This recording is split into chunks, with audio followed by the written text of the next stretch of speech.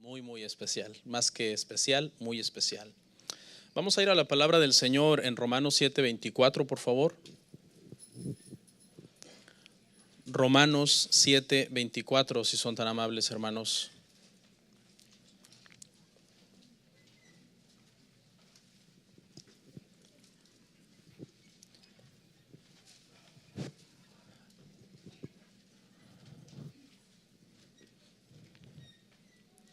La palabra dice de la siguiente forma: miserable de mí, ¿quién me librará de este cuerpo de muerte? Solamente vamos a leer ese verso, vamos a explicar los demás que lo rodean, pero vamos a leer solo ese verso y oramos. Amén. Padre, gracias te damos en el precioso nombre de Jesús por extendernos un día de gracia, un día de misericordia a nuestro favor, Señor. No somos merecedores, Padre, pero a ti te ha placido ser condescendiente con nosotros y extendernos un día más. Padre, ruego por toda la congregación que el día de hoy vendrá a tu mesa para que este sermón, Señor, nos ayude a escudriñar nuestras vidas, a escudriñar nuestros corazones, las intenciones en ellos. Y como dijo David, si hallas en ellos perversidad y mal, entonces te rogamos que seas propicio a nosotros, Padre, porque como tu palabra enseña, que nadie se podría mantener en pie si no fuera por tu gracia. Amén. Amén. Pueden sentarse, hermanos. Muchas gracias. Bueno, hermanos, esta tarde vamos a meditar en un tema que hemos titulado Miserable de mí. Miserable de mí. Y este tema pues viene muy a modo para que todos nosotros analicemos nuestra vida a la luz de lo que la palabra nos enseña. ¿Okay? No vamos a iniciar una serie nueva como generalmente acostumbramos, ¿verdad? Cuando es principio de mes, pero hoy por ser Santa Cena pues vamos a tener un tema libre y esperamos la próxima semana poder iniciar una serie nueva, aunque no se lo garantizo porque también es un día también, ¿verdad?, que se celebra otra festividad. Así que, bueno, este título está fuerte, ¿verdad, hermanos? Está fuerte. Miserable de mí. Este título es algo que nos confronta y nos hace un llamado a mirar no alrededor, no a mirar alrededor a ver qué es lo que está pasando alrededor, sino a mirar dentro de nosotros. Algo que en la teología se conoce como una introspección, ¿sí? Y esa introspección consiste en analizarme. ¿Qué estoy haciendo? ¿Qué estoy haciendo bien? ¿Qué estoy haciendo mal? El apóstol Pablo, cuando hizo esa introspección, hermano, hacia adentro de él, él agarró los binoculares, hermano, y en lugar de andar viendo alrededor a Pedro, a Juan, a los demás apóstoles, los enfocó hacia su corazón. Y con esos binoculares espirituales vio algo que a simple vista él no podía ver. Y cuando vio eso, se asustó. El apóstol Pablo, por la gracia del Señor, le permitió mostrarle algunos asuntos de su corazón que estaban mal. Y él los había pasado por alto. Él los había minimizado. Y entonces cuando él ve algunos rincones de su corazón, él expresa esta expresión: miserable de mí. Qué fuerte, qué fuerte. Cualquiera diría, ese título no va conmigo porque yo soy muy bueno. Ese título le queda a otros hermanos que están por ahí sentados allá enfrente o allá atrás o a la derecha. Pero a mí no me queda ese título, miserable de mí, porque yo estoy haciendo bien las cosas. Yo estoy tratando de hacer lo mejor que yo puedo. Ahora te pregunto, si tú no te quieres poner este título a ti mismo de miserable de mí, te pregunto, ¿eres mejor que el apóstol Pablo? ¿Eres mejor que uno de los cristianos más santos que ha caminado sobre esta tierra, el apóstol Pablo? ¿Eres más sufrido que Pablo, que padeció de todo durante su ministerio? ¿Eres más digno que Pablo para decir ese título a mí no me va porque yo soy demasiado bueno? ¿Por qué Pablo se llama miserable de mí? Vamos a leer los versos que rodean nuestro verso. Vamos al 21, por favor, y leemos hasta el 25. Así que, queriendo yo hacer el bien, esto fue lo que Pablo vio en su corazón, hallo esta ley, que el mal está en mí. Porque según el hombre interior, me deleito en la ley de Dios, pero veo otra ley en mis miembros, que se rebela contra la ley de mi mente y que me lleva cautivo a la ley del pecado que está en mis miembros. Y aquí es donde viene: miserable de mí, porque él vio lo que había en él. ¿Quién me librará de este cuerpo de muerte? El humor del texto es fuerte. ¿Quién me librará de este cuerpo de muerte? Es una expresión prácticamente de desesperación. Gracias doy a Dios por Jesucristo, Señor nuestro. Fíjese, y él deposita su gracia en el Señor. Así que yo mismo con la mente sirvo a la ley de Dios, mas con la carne a la ley del pecado.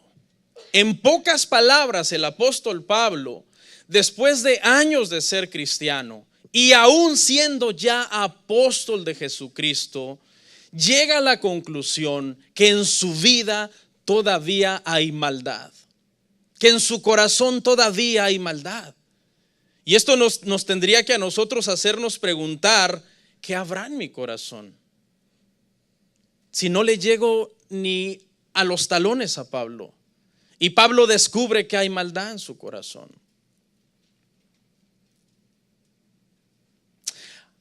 Durante los siglos en el cristianismo ha habido diferentes corrientes que han adoptado diferentes posturas hacia el pecado. Están los que creen en el perfeccionismo del creyente. Estos son los que dicen que cuando tú te conviertes a Cristo eres perfecto y nunca más vuelves a pecar.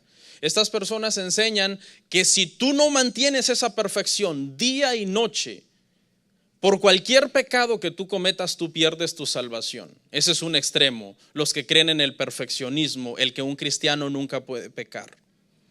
Estos enseñan que si tú pecas hoy, inmediatamente perdiste tu salvación y lo único que te queda es volverte a arrepentir y volverte a reconciliar con Dios, aunque Cristo ya te haya reconciliado desde un principio con Dios. Están los otros que se fueron al otro extremo y que enseñan que el pecado en el cristiano es menos pecado que en el incrédulo. Los dos extremos. Esta corriente enseña que cuando un incrédulo se emborracha es más pecado que cuando un creyente se emborracha. Según ellos, porque este es creyente y este es hijo de Dios. Pero quiero aclarar que ambas posturas están equivocadas. Ningún cristiano nacido de nuevo es perfecto y tampoco es cierto que cuando el cristiano peca es menos pecado porque la gracia está en él. Eso es falso. Es totalmente lo contrario. Cuando un cristiano peca es más pecado que cuando peca un incrédulo, un no creyente. ¿Por qué? Porque el cristiano tiene a Dios, el cristiano tiene al Espíritu Santo en sí. Y para que haya pecado tuvo que haber desobedecido a Dios, ido en contra de la ley de Dios, contristado al Espíritu Santo. Entonces debe haber un balance. Ningún cristiano nacido de nuevo es perfecto, pero no debemos usar esto como pretexto para decir: Dios sabe que no soy perfecto, voy a deleitarme en el pecado, porque el que persevera en el pecado, dice la palabra, que ciertamente no es hijo de Dios. El que practica el pecado, nos enseña la palabra, que no es hijo de Dios. Quiero hacer una aclaración. Cuando el apóstol dice miserable de mí, él no está diciendo que se está revolcando en el pecado. No, era un hombre sacrificado, era un hombre que santificaba su vida. ¿A qué se refiere entonces? Se refiere a que mira en su corazón y ve una raíz de pecado que está en él.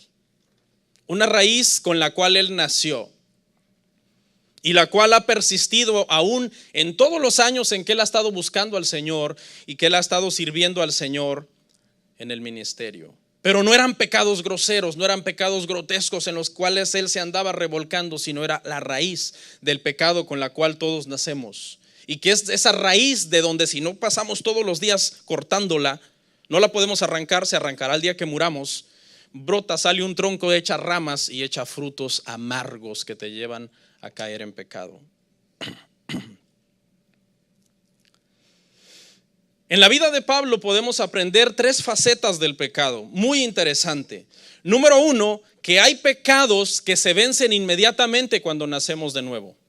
Hay pecados fáciles que cuando nacemos de nuevo inmediatamente los vencemos. Por ejemplo, el apóstol Pablo, los primeros pecados que él comenzó a echar por la borda fueron su odio contra los cristianos, su mal carácter que él tenía y procedía de una forma injusta, pidiendo cartas para golpearlos, arrastrarlos y llevarlos a las cárceles. Ese pecado no le costó mucho, rápido lo dejó. Más bien al contrario, ahora se volvió una víctima por el nombre del Señor y comenzó a sufrir ahora él mismo la persecución.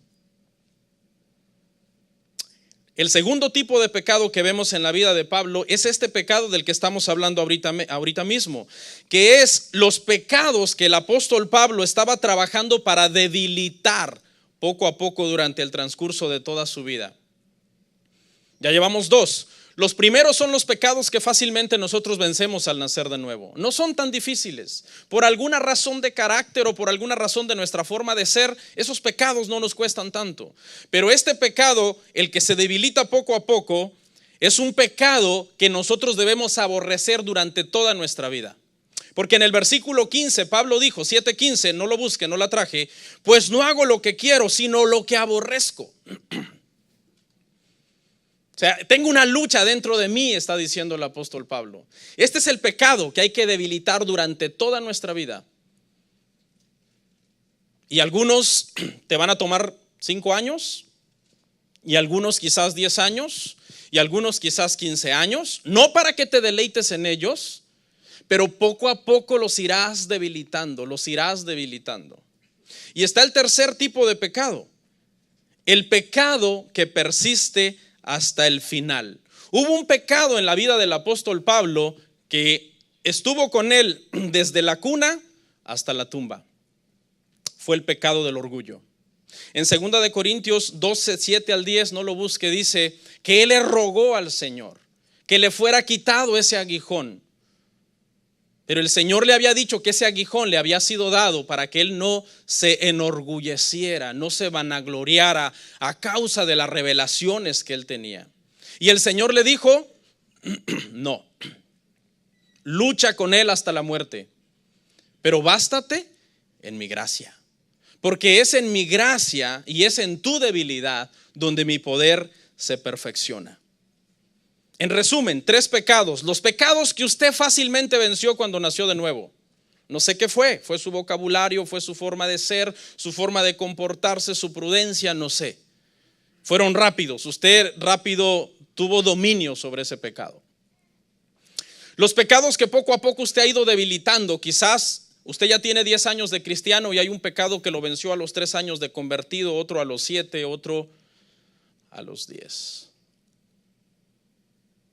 Si hay alguien que está luchando en este lugar contra un pecado y lo sigues debilitando y lo sigues atacando y lo sigues atacando, llegará el momento en que no tendrá más poder sobre ti. Pero no absolutamente el pecado, sino ese pecado en específico con el que tú estás luchando. Porque el pecado absoluto que está en nosotros, de lo que es la raíz del pecado, ese pecado nosotros lo llevaremos hasta la tumba. El día que decapitaron a Pablo, según cuenta la tradición, él fue decapitado. ¿Qué había en Pablo? Orgullo. Había orgullo. El Señor le dijo, no lo quitaré, eso estará contigo. Y cuando nosotros reconocemos que estamos luchando contra algo y que lo vamos a llevar hasta la tumba, tenemos que andar con pies de plomo como cristianos, porque cualquier cosa, esa raíz puede brotar e intentar hacernos caer. La parte que resta del sermón quiero hablarles de unos personajes que me llama mucho la atención su vida. Fueron personas que pasaron de ser personas pecadores a ser redimidos por la gracia de Dios. La primera es una mujer, se llama Rahab, y quiero que me acompañe a Hebreos 11:31.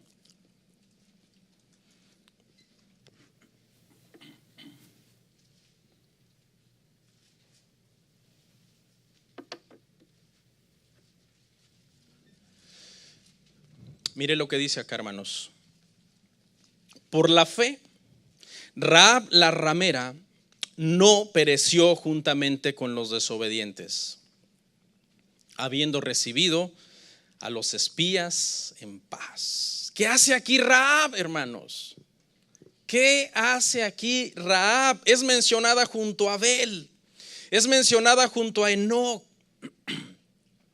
junto a Noé, junto a Abraham, junto a Moisés, junto a grandes hombres, hermano, de la antigüedad. ¿A qué se dedicaba? Dice que era una ramera. Vendía su cuerpo, se prostituía con los hombres. Pero no se quede con esa imagen de esta mujer, porque esta mujer fue alcanzada por la gracia del Señor. Su historia es impresionante, y para que la entendamos mejor tenemos que entender los versículos que hablan de ella en la Biblia, y que a raíz de esos versículos es posicionada después en Hebreos 11 entre los héroes de la fe. Vaya conmigo por favor a Josué 2:9. Porque aquí es donde vamos a entender cómo Dios hizo una obra tan maravillosa en esta mujer. Sé que Jehová os ha dado esta tierra, porque el temor de vosotros ha caído sobre nosotros, y todos los moradores del país ya han desmayado por causa de vosotros. Usted debe conocer la historia. Josué estaba a punto de conquistar Jericó y manda 2 espías como avanzada para poder reconocer la tierra, para poder conocer las situaciones bajo las cuales estaba esta nación de Jericó. Dios ya había preparado a una mujer dentro de esta nación que vivía dentro de los muros de la ciudad, y la había preparado para que esta mujer fuera un elemento, fuera un medio a través del cual se lograría la conquista de esta gran ciudad. Los hombres, los espías, llegaron a su casa. Fue fácil llegar a su casa porque la Biblia dice que su casa estaba empotrada en el muro. Así que yo me imagino que cuando ellos andaban rodeando por donde poder espiar la ciudad, llegaron a ese lugar. No iban con propósitos sexuales, no iban a hacerle ningún daño a esta mujer. Lo único que querían era conocer la tierra. Pero esta mujer ya había creído en Dios antes que ellos vinieran. Y ella les dice: yo sé que Jehová os ha entregado esta tierra. Tenía la convicción, no dice yo pienso, no dice yo creo, no dice quizás, sino dice yo sé. Porque nuestro pueblo ha oído, hemos oído todo lo que Jehová ha hecho por vosotros. Hemos oído cómo por la mano de Dios todos los enemigos que ustedes han enfrentado en este camino para llegar aquí han sido derrotados. Y nuestros moradores han desmayado a causa vuestra. El país se paralizó de miedo ante la inminente invasión que Israel iba a hacer a Jericó. Y cuando ellos ven que ella cree en Dios, que ella ha depositado su fe en Dios, ellos le piden ayuda y ella los protege, ella los cubre, ella los esconde, porque dice que el rey descubrió que habían venido espías y ella los esconde, los protege. Ella hasta miente y dice: ellos se han ido, se fueron por el camino, vayan detrás de ellos, cuando ella los tenía escondidos en una parte alta de su casa. Pero antes de que ellos se fueran, ella les pide protección. Ella les dice: acuérdense de mí cuando ustedes vengan a este lugar. Y ellos le hacen una promesa y le dicen: ¿sabes qué? Cuando nosotros nos vayamos de aquí, vas a poner un cordón de grana colgando por tu ventana, y todas las personas que estén dentro de esa casa, de cuya ventana está colgando este cordón, serán protegidos. Nada les pasará. Así que todos las mujeres, los ancianos, los niños que se refugiaron en esta casa estaban protegidos y seguros. En Jericó había mucha gente poderosa, estaba el rey y estaba gente religiosa que quizás moralmente se creían más buenos y limpios que Rahab. Sin embargo, en la única casa que había seguridad y protección era en la casa de la mujer que había creído y que Dios había cambiado su corazón sin importar a lo que ella se dedicaba, por el simple hecho que ella creyó al Señor. Estaba yo poniéndome a pensar en este pasaje y yo digo, quizás voy a hipotetizar y es un poco peligroso, pero digo, Señor, ¿será por esto que le dijiste a Israel que diera tantas vueltas hasta que vieran, oh, ahí está el cordón? Porque el cordón colgaba, ¿no?, por la ventana de los muros. Y el Señor mandó a Israel a dar por 7 días, los primeros 6 días una vuelta por día, y el séptimo día 7 vueltas en el mismo día. No sé, tiene un poco de sentido, pero no nos atrevamos a decir que es así. Pero en ese lugar había protección. Vea lo que hizo Josué 2:21. Vaya conmigo a unos versículos más adelante. Ella respondió, sea así como habéis dicho. Luego los despidió y se fueron, y ella ató el cordón de grana en la ventana. Una instrucción fácil y una instrucción sencilla. Hermano, Dios no nos pide imposibles para que tu vida espiritual esté bien. Dios no nos pide imposibles para Él protegerte. Lo único que te pide es una fe y una obediencia sencilla. Ora, lee mi palabra, busca mi rostro, porque yo soy galardonador de los que me buscan. Qué versículo tan hermoso, galardonador. Es como que tú estás corriendo a una meta y en cuanto tú cruzas la meta, el Señor está listo para colgarte un galardón, para darte un galardón. La presencia de Dios es lo más hermoso y lo más lindo que nosotros podemos tener cuando nosotros buscamos su rostro, porque dice que yo amo a los que me aman y me hallan los que temprano me buscan. Una fe fácil, pero fue una fe poderosa. Vea, las cosas que Dios nos pide hacer, hermanos, son sencillas y son fáciles, pero tienen un poder increíble. Porque fue a raíz de esta obediencia. Ella no dijo lo haré mañana, lo haré después, lo dejaré para otro día, como muchos cristianos pasan postergando el levantar su vida espiritual, pasan postergando el ponerse bien con Dios, y cuando se dan cuenta es demasiado tarde. No postergues lo que Dios te está diciendo que hagas, porque ahí está la salvación, ahí está la gracia, ahí está el favor de Dios. Ella toma este hilo y lo pone colgando de su ventana.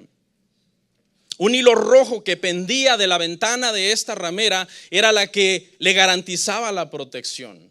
Del mismo modo que muchos hilos rojos descendieron de la cruz de Cristo, derramándose por ese madero hasta llegar a la tierra para protección nuestra, para salvación nuestra, para que el Señor bendiga nuestra vida en todos los sentidos, no importa la persona que sea. Cuando nosotros obedecemos, el Señor nos bendice. ¿Por qué? Porque ¿cuáles son las consecuencias de la obediencia? Las consecuencias de la obediencia es la bendición. Bendito serás en el campo, bendito serás en la ciudad.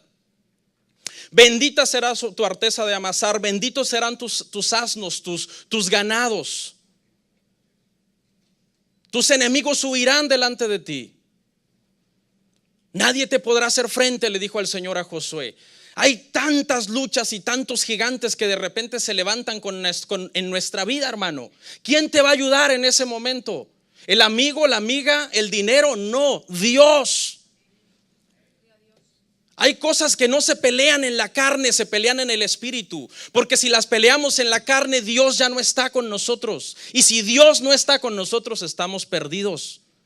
Cuando David tuvo que pelear, hermanos, contra Goliat, no se vistió de camuflaje y dijo, lo voy a matar.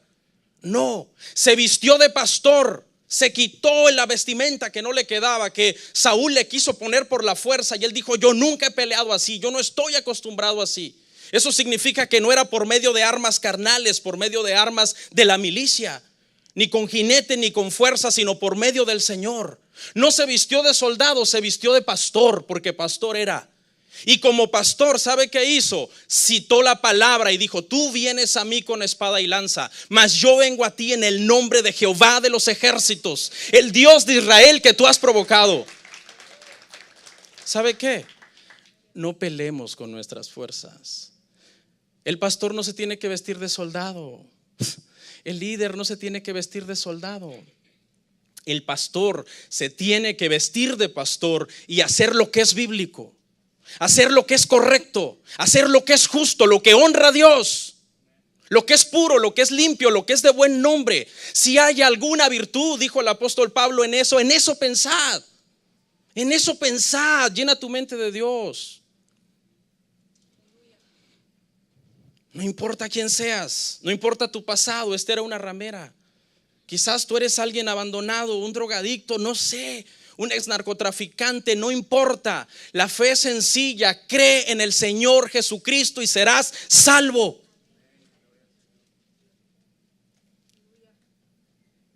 ¿Sabe qué? Escuche, los muros se cayeron, pero la casa de Rahab no se cayó. ¿Y dónde estaba? En los muros. ¿Por qué? Porque el Señor que promete lo cumple, porque Él no es hombre para que mienta, ni hijo de hombre para que se arrepienta. Lo que Él ha dicho que Él va a hacer en nuestra vida espiritual, Él lo va a hacer. Y fíjese que ni siquiera fue Dios directamente diciéndoselo a la prostituta. Fueron los espías en representación de Dios, porque Dios estaba sobre ellos. Y Dios honró la palabra que ellos le dijeron a ella. De la misma forma que si nosotros como representantes de Dios hacemos lo correcto, Dios honrará nuestra palabra. La casa de Rahab quedó en pie. Todos los que estaban ahí quedaron protegidos. Protegidos por Dios. ¿Qué pasó con esta mujer?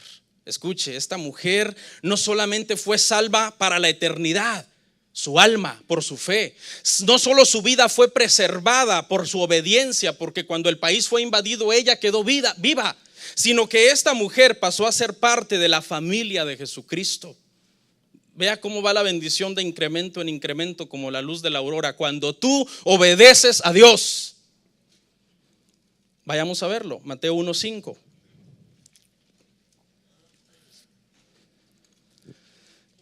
Salmón engendró, ¿de quién?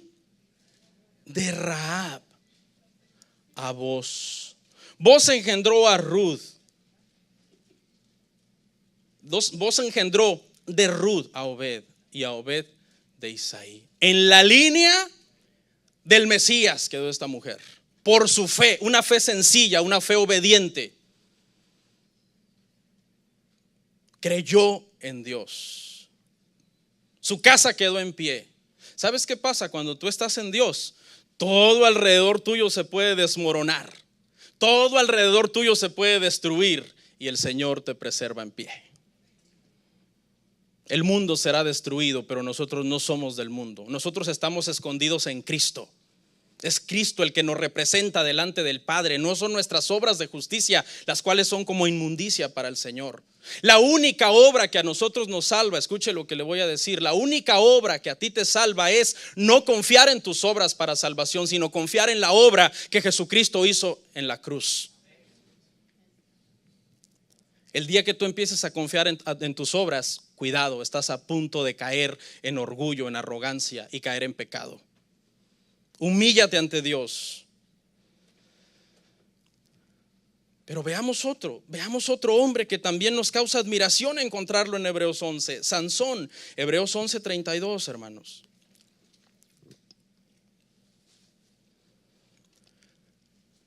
En este verso vamos a ver solamente vamos a ver 3 personajes: Rahab, Sansón y David, solo 3. Tenemos Santa Cena. Escuche, ¿y qué más digo? Dice el autor de los Hebreos, porque el tiempo me faltaría contando a Gedeón, de Barak, de Sansón, de Jefté, de David, así como de Samuel y de los profetas. Sansón, ¿qué haces aquí, Sansón pelón? ¿Qué haces aquí mencionado con David? Mencionado con Samuel en un mismo versículo. ¿No eres tú aquel Sansón fuerte, fortachón, orgulloso de tu fuerza, lujurioso que andaba siempre metiéndote con las mujeres? ¿Cómo llegaste aquí? ¿Qué haces entre los héroes de la fe? Cuando leemos su vida nos damos cuenta que Dios lo levantó para destruir a los filisteos. Por eso lo dotó de una fuerza extraordinaria. Este hombre tenía una capacidad tremenda para matar leones y matar hombres, y hacía lo que quería, pero se descuidó. Era fuerte físicamente, pero su carácter era débil como el de un niño inmaduro. Estaba lleno de lujuria, no era sabio, jugaba con la tentación. En lugar de andar matando filisteos, andaba poniéndole enigmas a los filisteos, jugando con ellos, confiando en sí mismo. Pero ¿por qué está aquí? Una de las cosas que pasamos de alto de Sansón es la última oración que él hizo antes de morir. Vayamos a verla.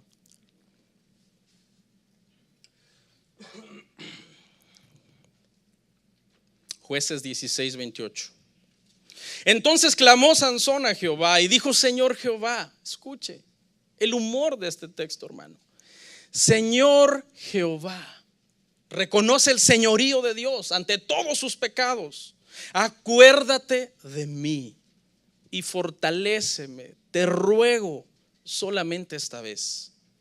Oh Dios, para que de una vez tome venganza de los filisteos por mis ojos. Ese era el propósito que Sansón había perdido de vista: destruir a los filisteos, para lo cual había nacido.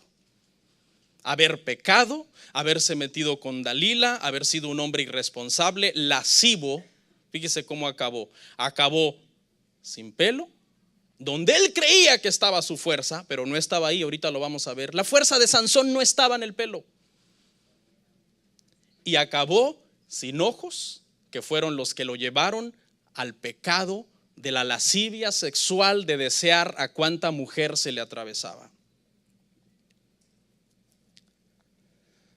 Pero ahora Sansón hace una oración desesperada. Dice que ha sido llamado para que se burlen de él, porque están reunidos todos los príncipes filisteos en un gran edificio, y dice: traigan a Sansón, que antes nos atormentaba, y vamos a hacer escarnio de él.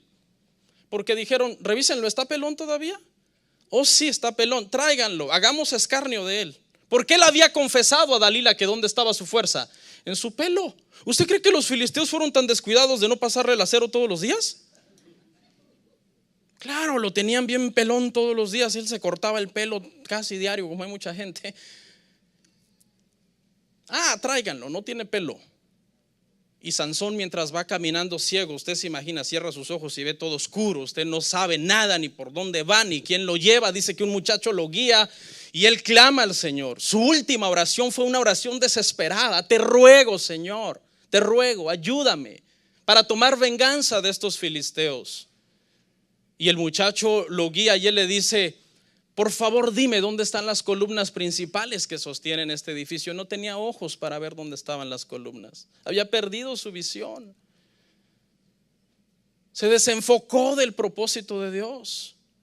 Y el muchacho lo hace palpar las columnas, y en eso el Espíritu del Señor viene sobre él. No es que el pelo le creció en un instante, sino el Espíritu de Dios, donde estaba su fuerza, por el voto de nazareo que él tenía.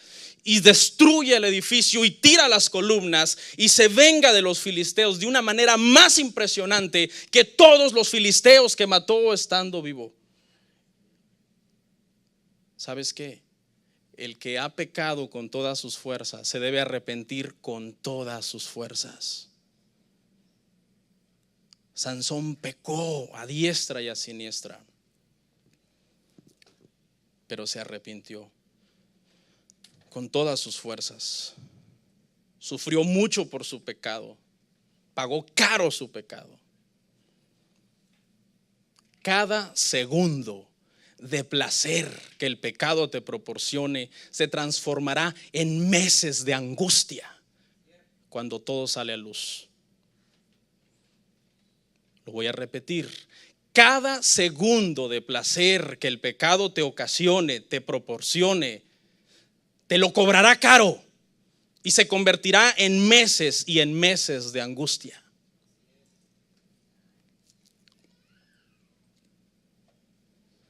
Una oración desesperada es la solución. Ahí está el detalle: que el que está en Cristo está seguro en Cristo. Tiene una raíz de pecado que lo hace decir: miserable de mí. Pero tenemos un abogado para con el Padre. Hijitos, no pequen, pero si alguno hubiere pecado, abogado tenemos para con el Padre, a Jesucristo hombre. Hubo otros dos que hicieron esta oración desesperada. Ezequías, cuando Isaías llega y le dice: ordena tu casa porque morirás. Y Ezequías pone su rostro contra la pared y comienza a llorar. Y le dice: Señor, acuérdate de mí. Lo mismo que le dijo Sansón: acuérdate de mí, de cómo he andado en tus caminos. Isaías no se había ido ni siquiera de la casa. Estaba en el patio cuando el Señor le dijo: Isaías, vuelve, dile a mi siervo que le doy más años de vida. ¿Y qué me dice de Pedro? Pedro, que unos segundos antes le dijo al Señor: yo iré a la cárcel contigo, iré hasta la muerte contigo. Lo de Ezequías está en Isaías 38, lo lee en su casa. Y lo de Mateo está en Mateo 26, 75. Lo de Pedro, perdón, está en Mateo 26, 75. Gracias. Somos tan débiles, hermanos. Somos miserables en la raíz de pecado que hay en nosotros. Podemos decir: no lo voy a hacer en un minuto, y a los 5 minutos estarlo haciendo. Pedro dijo: no, yo no te negaré, Señor, yo iré contigo a donde sea. Cuando dice que cantó el gallo y se dio cuenta que hizo lo que no debía hacer, hizo lo que dijo que no haría. Por eso Pablo dijo: miserable de mí, me aborrezco, no hago lo que quiero, hago lo que aborrezco. Pero si pecaste como Pedro, arrepiéntete como Pedro. Porque dice que cuando él se dio cuenta, lloró amargamente por su pecado. Todos hacemos énfasis: uy, Dios perdona, sí, Dios restaura, estamos en la gracia, sí, pero necesitas llorar, llorar y llorar. Y no es canción. Llorar al grado que le diga: Señor, se me han acabado las lágrimas, te ruego me des más lágrimas para seguir llorando porque te he ofendido. Pedro reconoció su pecado, el Señor mismo lo restauró, el Señor vino a encontrarse con él. Lo vemos en Juan, cuando están pescando y dice que vieron una figura de un hombre que estaba preparando comida en la playa, porque habían vuelto a las redes. Cuando dijeron: es el Señor, Pedro se echó al mar.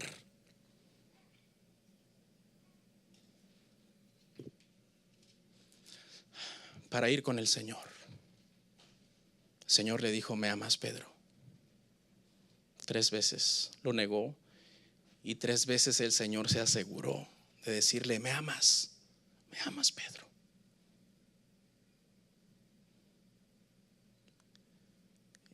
Y Pedro dijo: Señor, tú lo sabes.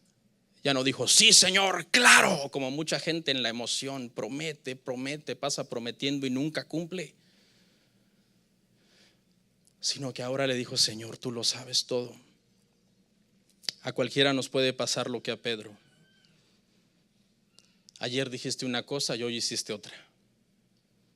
Hace 1 hora dijiste que ya no le gritarías a los hijos y 1 hora después les estás gritando. La semana pasada le dijiste a tu esposa que serías mejor esposo y ahora te has portado como un patán últimamente. La semana pasada, mujer, dijiste que serías mejor madre, mejor ejemplo para tus hijos y ahora te portas necia e imprudentemente. ¿Por qué? Porque somos miserables. Si no fuera por su gracia, estaríamos perdidos. Si no fuera por su gracia, estaríamos perdidos.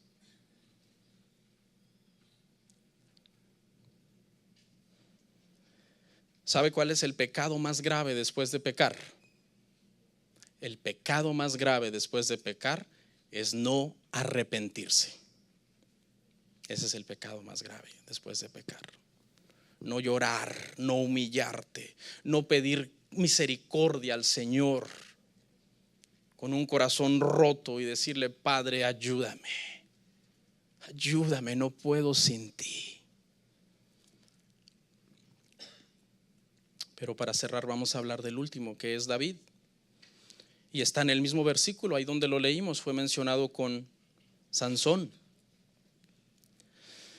Y todos podemos decir: pues, ¿por qué no va a estar aquí David? Si David es el rey David, un hombre conforme al corazón de Jehová. ¿Significa que David era perfecto?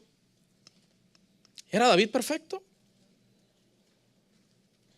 Claro que no. Sabemos que pecó de muchas formas. Censó al pueblo por orgullo, cometió adulterio por negligente, fue autor intelectual de la muerte de Urías Heteo. ¡Wow! ¡Qué hombrecito conforme al corazón de Jehová! ¿Qué lo hacía un hombre conforme al corazón de Jehová? Escuche, el hecho de que David era un hombre que se arrepentía delante de Dios. Se arrepentía. David pecaba como todos los hombres, pero se arrepentía como ninguno. Esa es la diferencia entre David y los que estamos mencionando. No es que David no pecaba, no es que David pecó menos que Rahab o que David pecó menos que Sansón. No, pecó igual o peor. Pero él siempre entendió que era la gracia del Señor la que lo sostenía. Yo siempre he tenido un lema desde que me convertí: sé lento para pecar y pronto en arrepentirte. Porque el peor pecado no es pecar, el peor pecado es no arrepentirse.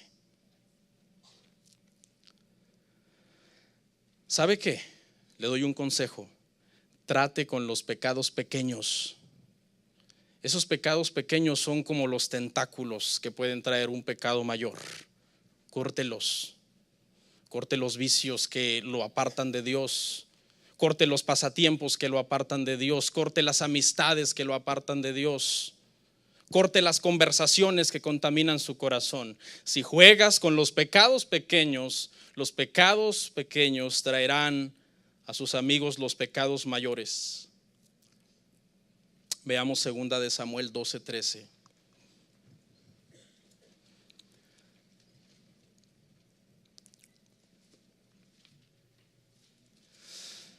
Entonces dijo David a Natán, escuche esto, hermano: pequé contra Jehová. Y Natán dijo a David: también Jehová ha remitido tu pecado, no morirás. David fue confrontado de una manera directa por Natán. David podía matar a Natán y decir: mataré a Natán. ¿Cómo es posible que Natán va a sacar a luz mi pecado? Lo mataré, yo soy el rey. Él tenía el poder judicial para matar a Natán y dejarlo todo escondido. Pero ¿sabe cuál fue la reacción de David? Pequé contra Jehová. ¿Sabe qué fue lo que hizo después de pecar? No mandar matar a Natán. Se tiró 7 días en la tierra, postrado ante el Señor. Oraba, ayunaba, pedía misericordia al Señor por su pecado. La reverencia de David hacia el Señor era muy grande. No era perfecto, pecaba, fallaba como todos los que estamos aquí. Todos somos pecadores, todos somos miserables delante del Señor en ese sentido. Pastor, pero ¿por qué si era tan temeroso pecó? Porque él entendió miles de años antes lo que Pablo dice. Vayamos a verlo al Salmo 51:5. Escuche. ¿Por qué si era tan temeroso pecó David? ¿Qué le pasó a David? Escuche, él ya le había sido revelada la teología de Pablo acerca del pecado que mora en nosotros, que es la raíz del pecado y la raíz de todos los pecados, en ti, en mí y en todos los que estamos aquí. Mire lo que dijo David, hermanos: he aquí, en maldad he sido formado y en pecado me concibió mi madre. Este es el salmo que David escribe para arrepentirse de su adulterio con Betsabé. Pero él no está pidiendo específicamente perdón por el pecado de adulterio. Él está pidiendo misericordia porque él reconoce que hay un pecado en él desde el vientre de su madre. Un pecado que él heredó desde la cuna y que llevará hasta la tumba, que es la raíz del pecado que mora en nosotros. ¿Cómo funciona eso? Escucha, desde que tú naces, en tu corazón hay pecado. Desde que tú naces. Y la raíz del pecado, escuchen mis hermanos, persistirá en tu corazón hasta el día que mueras. El día que tú mueras, saldrás del cuerpo, el cuerpo será glorificado y en la glorificación por fin se arrancará la raíz. ¿Cuál es nuestro trabajo durante toda nuestra vida cristiana? Estar mochando la raíz. La raíz está ahí, ¿eh? La raíz del pecado no se arranca el día que tú naces de nuevo. No, esa raíz está enterrada en el corazón. Y tú estás pisoteándola porque estás caminando en Cristo y Cristo te da la victoria y te santificas en Dios y oras, ayunas y lees la palabra y te congregas y sirves a Dios y sabes que eres salvo por gracia, no estás confiando precisamente en esas obras, pero eres obediente a Dios y estás pisoteando esa raíz. ¿Y por qué pisoteas esa raíz? Porque si en el momento en que tú no la dejes de pisotear, crecerá, le saldrá un tallo, el cual dará ramas y el cual dará frutos. Y será como una mala hierba que si no la aplastas se comenzará a enredar en tu vida y te comenzará a ahogar el deseo espiritual de amar y de servir a Dios. Por eso Pablo dice: miserable de mí, ¿quién me librará de este cuerpo de muerte? ¿Por qué? Porque aquí todos somos pecadores. Y David lo sabía. Pero por gracia somos salvos, y esto no de nosotros, sino que es un don de Dios. ¿Qué nos queda, hermanos? ¿Qué nos queda hacer? A una conclusión estamos llegando aquí todos sin excepción alguna. Todos somos miserables en ese sentido. Todos. Ni uno es más santo que otro. Todos somos miserables por el pecado que heredamos de la desobediencia de Adán. Todos estamos propensos a pecar. El pecado que tú le pongas nombre, ponle el nombre que tú quieras. Ninguno aquí está dentro de un nicho que dice: yo jamás pecaré. ¿Qué nos queda entonces? ¿Sabe qué nos queda? Nos queda venir al Padre vestidos de Jesucristo. Hay una cosa que dijo uno de los primeros padres del cristianismo, me parece que fue Ambrosio en los primeros siglos, que es algo magistral para cerrar. Y él dice que del mismo modo que Jacob vino a Isaac disfrazado de su hermano mayor, nosotros debemos venir al Padre disfrazados de nuestro hermano mayor. Porque cuando Jacob vino con Isaac, Isaac estaba avanzado en años y dice que ya estaba ciego y no veía, pero oía y conoció la voz de Jacob, que no era la voz de Esaú. Pero Jacob fue astuto y se puso pelos de cabra en las manos y en el pecho para parecer Esaú, y se puso la ropa de Esaú para oler como Esaú. Y aunque Isaac dijo: pues no sé muy bien, tu voz es la de Jacob, pero hueles a mi hijo Esaú, y lo bendijo. Del mismo modo, nosotros, si venimos al Padre y no venimos vestidos de nuestro hermano mayor, que es Jesucristo, estamos perdidos. Nosotros tenemos que venir al Padre oliendo a Cristo, pareciéndonos a Cristo. Y cuando el Padre nos dé la bendición, nos la dará no por nosotros, sino por el nombre que nos está representando a nosotros, del cual nosotros estamos vestidos y al cual nosotros olemos y al cual nosotros nos parecemos. Porque de lo contrario, todos estamos perdidos. David dijo: Señor, ¿quién se mantendría en pie delante de ti si tú miraras a nuestro pecado? Nadie. Nadie es capaz de ir ante el trono de Dios y decirle: Señor, júzgame por mi pecado. Nadie. El Señor nos va a juzgar por Jesucristo, porque nos parecemos a Él y olemos a Él y lo amamos y queremos honrarle y servirle y hacer su voluntad. O de lo contrario, estaríamos perdidos. Vamos a orar.